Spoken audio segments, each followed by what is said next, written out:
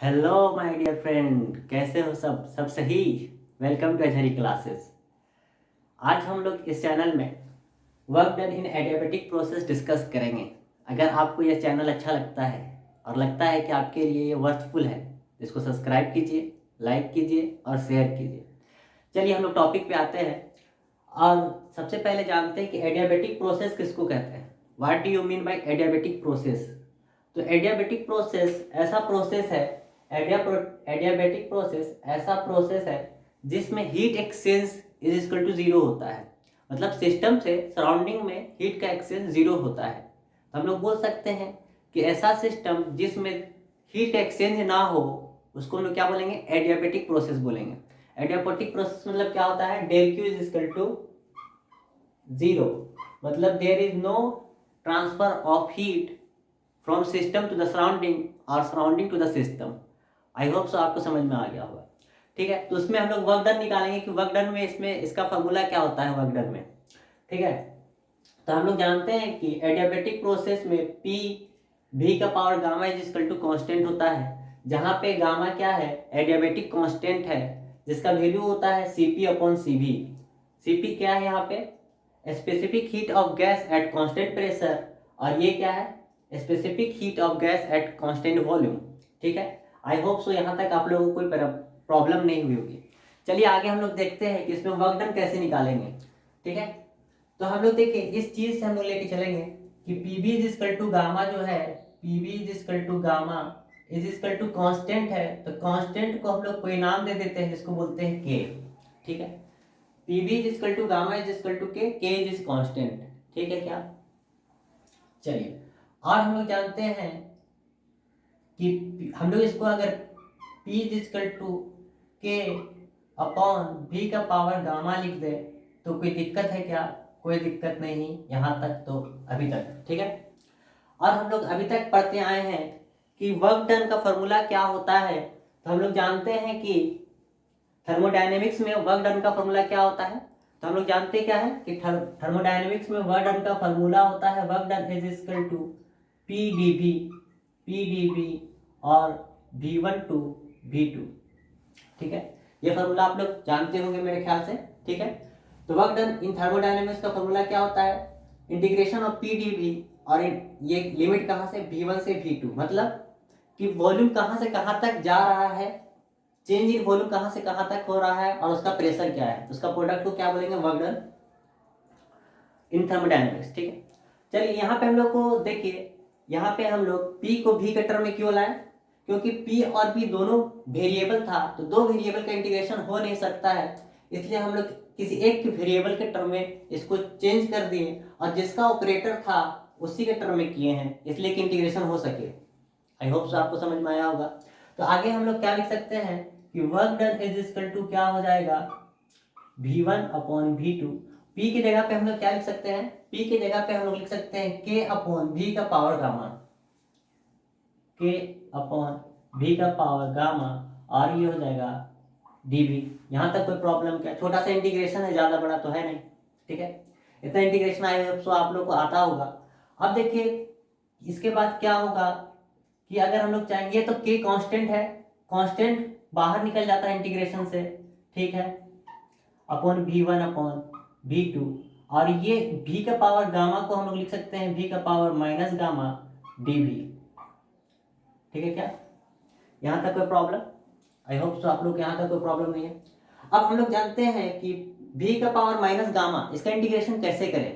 तो इंटीग्रेशन का एक रूल होता है जिसको बोलते हैं x का पावर n होता है, तो इसका इंटीग्रेशन क्या होता है, x का पावर n हो और इसका इंटीग्रेशन क्या होता है, x का power n plus one upon n plus one. ये इंटीग्रेशन हम लोग जानते होंगे। ठीक है, ऐसा मैंने बता दिया। तो अगर बताइए तो v का पावर माइनस गामा है तो इसका इंटीग्रेशन कितना होगा, इसका इंटीग्रेशन होगा k v का power gamma equal to v का power minus gamma plus one upon minus gamma plus one, कहाँ से कहाँ तक, V1 से V2 तक। ठीक है क्या, अब इसके आगे क्या करना है, इसके आगे आप पहले अपर लिमिट पुट करते हैं वैल्यू के बाद, फिर लोअर लिमिट पुट करते हैं, तो पुट कर दीजिए। तो W इज इक्वल टू क्या हो जाएगा, के, ठीक है, V2 minus gamma plus 1, minus sign लगाते हैं लिमिट पुट करने के बाद, minus V1 minus gamma plus 1 upon what, upon को यहाँ बाहर लिख सकते हैं क्योंकि दोनों में है, तो बाहर लिख देंगे तो इसमें क्या आ जाएगा, माइनस गामा प्लस 1, ठीक है क्या। चलिए अब अगर बताइए यहाँ से एक रिलेशन हम लोग को बन रहा है कि अगर प्रेशर के टर्म में लिखना चाहें तो प्रेशर को क्या लिख सकते हैं, के अपॉन भी का पावर गामा को प्रेशर लिख सकते हैं, ठीक है। तो यहाँ देखिए, यहाँ आगे हम लोग प्रोसीड करेंगे, W इज इक्वल टू के upon minus gamma plus 1 upon, इसको कैसे लिख सकते हैं, इसको हम लोग तोड़ सकते हैं, V2 का power minus gamma into V2 का पावर 1, ठीक है। ये जानते हैं आप लोग, ये कैसे तोड़ा आप लोगों को समझ में आया क्या। अगर नहीं समझ में आया है तो समझिए, अगर किसी का पावर x का पावर n प्लस x का पावर m हो, इसको हम लोग कैसा लिख सकते हैं, x का पावर n इंटू x का पावर m, ऐसा लिख सकते हैं, ठीक है। ये प्रॉपर्टी है, उसी प्रॉपर्टी से हम लोग क्या किए, V2 का पावर माइनस गामा प्लस 1 लिखे हैं, तो इसको हम लोग क्या कर दिए, V2 का power minus gamma dot V2 का पावर 1, ठीक है, माइनस V1 का power minus gamma into V1 का पावर 1, ठीक है क्या।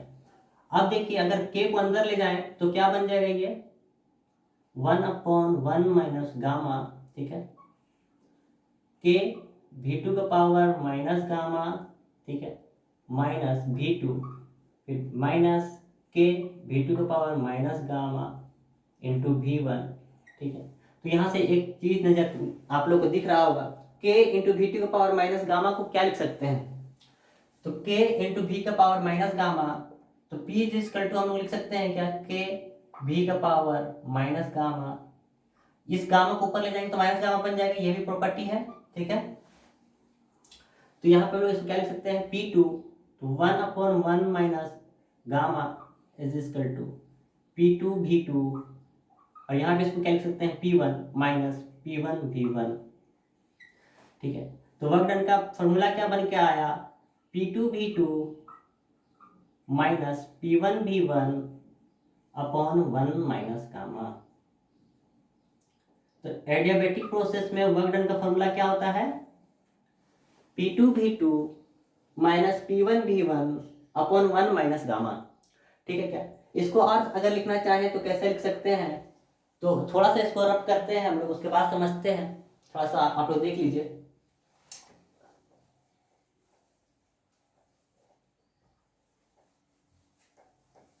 ठीक है, तो इसके बाद अगर इसको और अच्छा से लिखना चाहें, अच्छा से इसको अरेंज करना चाहें तो कैसे अरेंज कर सकते हैं, इसको अरेंज कर सकते हैं, W इज इक्वल टू हो जाएगा, अगर माइनस दोनों में अपर में से भी और लोअर में से भी माइनस को कॉमन ले लें तो क्या बन जाएगा, ये P1 V1 minus P2 V2 upon gamma minus 1, ठीक।